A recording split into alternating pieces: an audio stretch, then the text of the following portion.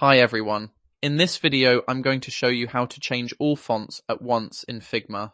To change fonts in your project, first, you need to install a plugin called Fonts Chanjo. Begin by selecting the area where you want to change the font. You can select the entire frame if desired. Next, click on the Action button in the button bar and navigate to the Plugins and Widgets section. Search for Fonts Change plugin and click on it to open.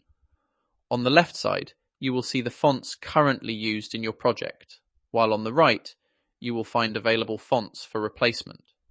Select the fonts from the left side that you wish to change. You can select all if you prefer. Then locate the font you want to use from the right side. Once you've chosen the new font, click the blue Replace button to apply it to your project. All the fonts have been replaced. Thank you for watching this video. Please like and subscribe if you haven't already.